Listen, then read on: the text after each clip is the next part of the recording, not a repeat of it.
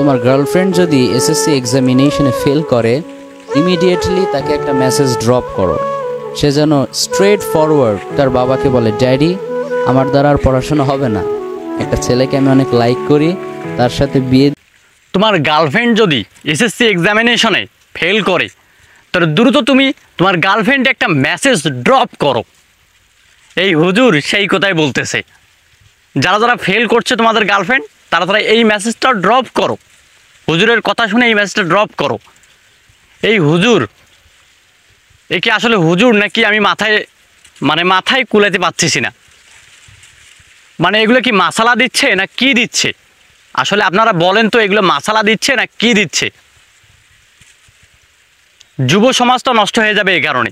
কারণ এমন কিছু কথা বলতেছে, মানে যারা রিলেশন করেই না তাদেরকেও দ্বারাও রিলেশন হয়ে যাবে। মানে যেটা দেখতেছি এই হুজুরের দ্বারা। কিছুদিন আগে দেখলাম ক্যাটরিনা কাপুর না কি বলে, এলা আমি তো বুঝিও না। আমি একটা সাধারণ ছেলে মানুষে নামটাই বলতে পারতেছি না, কিন্তু হুজুর ঠিকই জানে। তা আমার মনে হয় যে হুজুর মনে হয় সিনেমাও দেখে মনে হয়, যে যতটুকু আমার ধারণা। আমি তো পুরা অবাক হয়ে যাচ্ছি যে হুজুর এসব মানে পায় কোথা থেকে। তারপর কিছুদিন আগে একটা ভিডিও দেখলাম যে নূরে ফাতিয়া ডান্স, কে নাকি নূরে ফাতিয়া ডান্স করা ভালো না, হ্যান তান মুখ তুমুক, কত যে রকমের ভিডিও দেখলাম রে বাবা। মানে আমি কি বলবো, মানে আরে মনে হয়েছে দুই হাতেই যদি আমি বাইরেই, তাও মানে আমার কোনো শান্তি হবে না। আপনারাই বলেন। আমি ফির প্রথম এই হুজুরটাকে ভালো মনে করছিলাম, এই জন্য আমি করছি কি ফলো দিচ্ছি।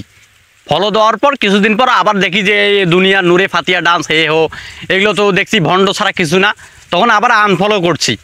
আর এখন দেখি কিছু মানুষ ওই মেসেজ মানে ওই মশালাগুলা মানে শেয়ার করতেই মানে ওর ভণ্ড মশালা শেয়ার করতে আমার অবস্থায় খারাপ। লাস্টে আমি ভিডিও আকারে ধারণ করে আপনাকে বোঝাচ্ছি। আর একে যদি গাল দেওয়ার কোনো আপনার অপশন থাকে, গালি দেওয়ার, তাহলে আমার কমেন্ট বক্সে যত প্রকার গালি আছে ভাই, যত প্রকার গালি আছে, গালি একবার ধুইয়া দিবেন।